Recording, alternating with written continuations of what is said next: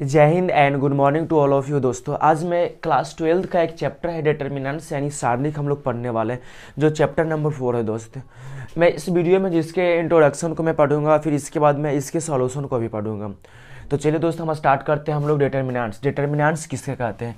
Determinants दोस्त cover करने से पहले अगर आप मैट्रिक्स को अच्छे से कवर कर चुके होंगे ना, तो डिटर्मिनेंट्स आपको बहुत अच्छे से समझ में आएंगे। ये दो मैट्रिक्स और डिटर्मिनेंट्स जो है ना, दोनों भाई हैं दोस्त। इसलिए आपको दोनों चैप्टर सबसे पहले आपको मैट्रिक्स को अच्छे से कमांड करना पड़ेगा, तो डिटर्मिनेंट्स आपके लिए बहुत ज़्यादा इजी हो जाएगा। तो मैं डिस्क्रिप्शन में मैट्रिक्स का लिंक दे दूंगा, आप वहाँ पे जाकर मैट्रिक्स का इंट्रोडक्शन वीडियो को देख लीजिएगा, फिर आप डिटर्मिनेंट्स को देखिएगा। तो चलिए हम लोग देखते हैं डिटर्मिनेंट्स यानी सारणी। डिटर्मिनेंट्स कहते किसको है? तो डिटरमाइन का मतलब होता है किसी चीज़ का एक डिटरमाइन करना, वैल्यू पता करना।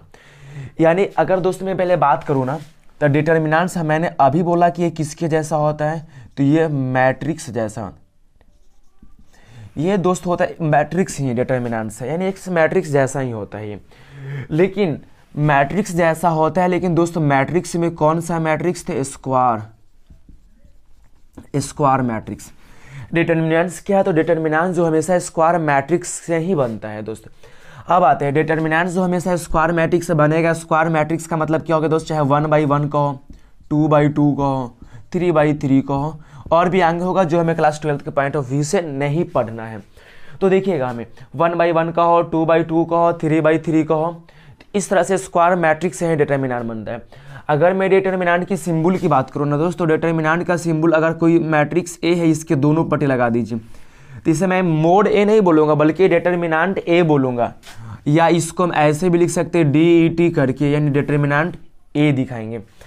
अब समझना पहले थोड़ा सा, अगर मैं इसकी सिंबल की बात करूँ तो इस तरह का सिंबल होगा जिसे डिटर्मिनेंट ए, कभी मोड नहीं पढ़ेंगे, इसको मोड जैसा दिख रहा, या इसको डिटर्मिनेंट ए ऐसे भी करके शॉर्ट में हम लिखा जा सकते हैं।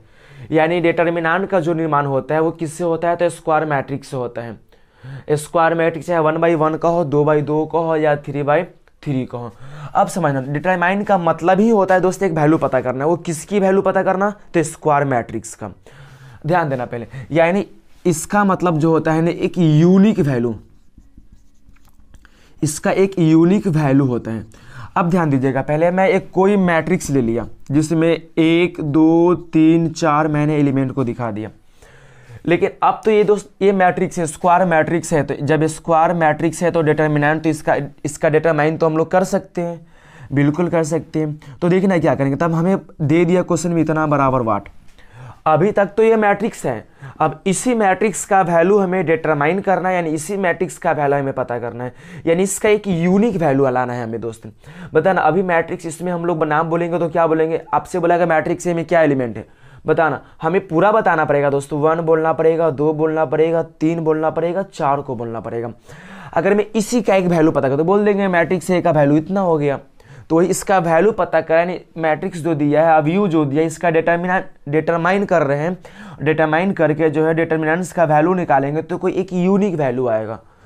तो वही होता है डिटर्मिनेंट्स का मतलब एक यूनिक वैल्यू को देगा ये, और ये हमेशा होता है क्या? तो ये दोस्त स्क्वायर मैट्रिक्स होता है हमेशा। तो चलिए हम लोग देखते हैं, अब मैं इसकी वैल्यू को कैसे पता करूंगा, तो ध्यान से देखिएगा।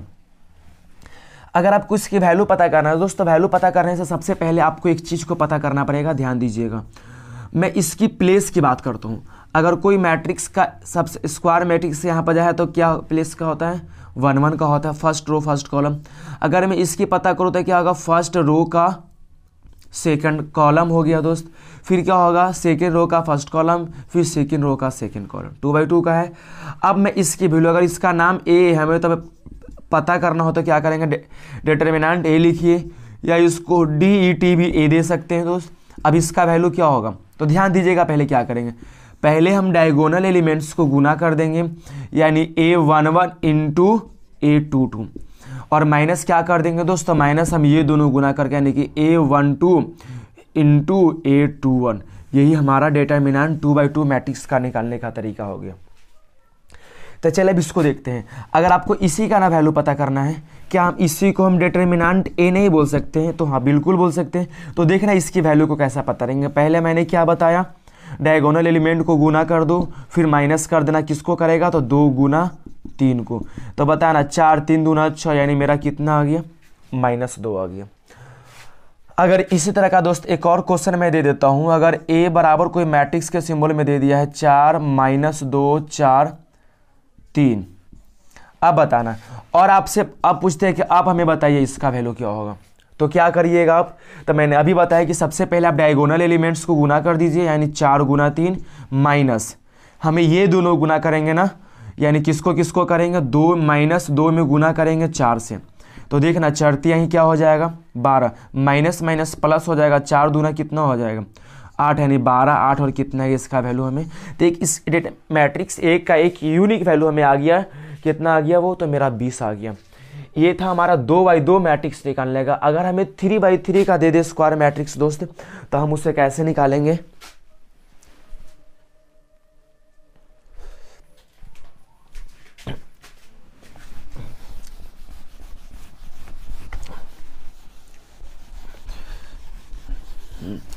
ध्यान दीजिएगा आप, हम यहाँ से 3x3 का निकालते हैं।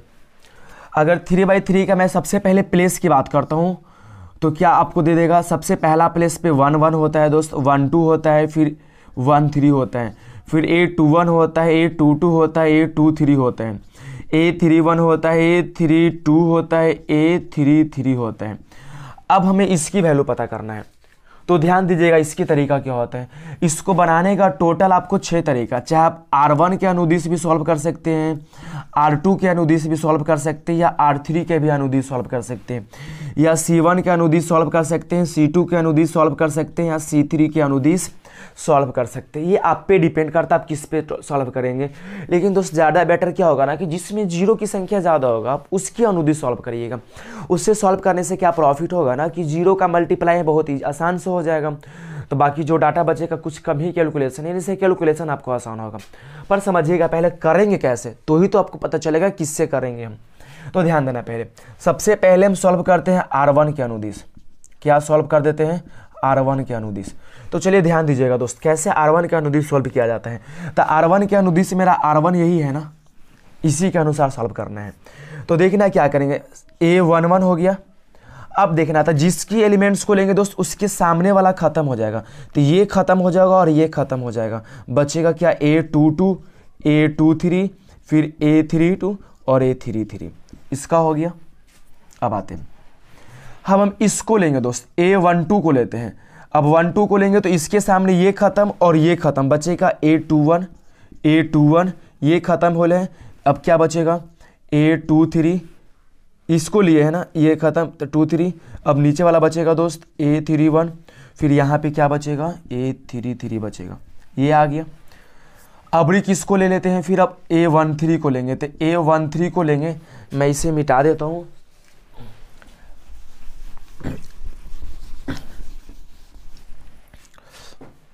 अब दीजिएगा, जब A13 को लेंगे तो क्या आएगा दोस्त, इसे ले रहे हैं तो ये बंद होगा, तो क्या बचेगा यहाँ पर A21 बचेगा, फिर A22 बचेगा, फिर यहाँ A31 बचेगा और यहाँ पे A32 बचेगा।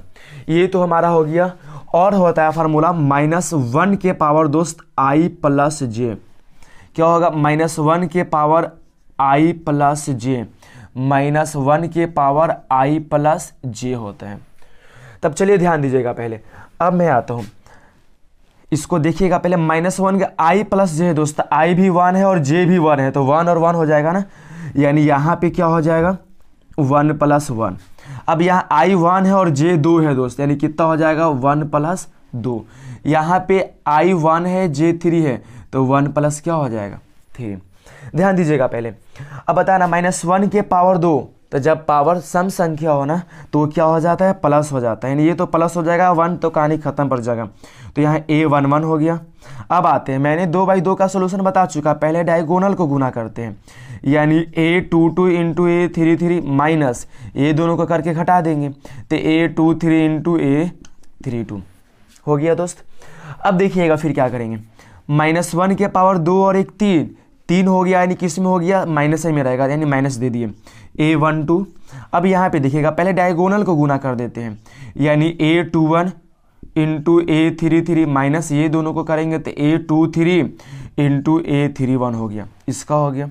अब आते हैं फिर, अब 3 और 1 4, तो -1 के पावर 4 होगा, यानी प्लस हो जाएगा, सॉरी तो प्लस हो जाएगा, तो प्लस का सिंबल दे दिया, A13 हो गया। अब इसको डायगोनल को पहले गुना कर देना, यानी कि A21 into A32 minus A22 into A31, ऐसे 31 नहीं बोलिएगा। ये हमारा एक वैल्यू आ गया। अब बताना डिटरमाइन करने का 3/3 R1 के अनुदिश क्या करना है।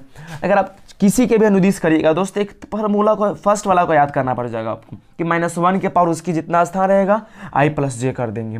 यानी अगर ऐसे आपको याद करना है तो बस फार्मूला सिंपल सी फार्मूला, पहले वाला प्लस वाला हो जाएगा, फिर माइनस वाला हो जाएगा, फिर क्या हो जाएगा। अब बस जिसको लेते हैं उसके सामने वाला को छोड़कर लिख देते हैं। मैंने इसको लिया तो इसके सामने वाला को छोड़कर लिख दिया, मैंने इसको लिया तो इसके सामने वाला को छोड़ करके लिख दिया। ये था हमारा फार्मूला 3/3 मैट्रिक्स निकालने का। अब चलिए मैं एक बुक का क्वेश्चन नंबर 1 को देखता हूँ।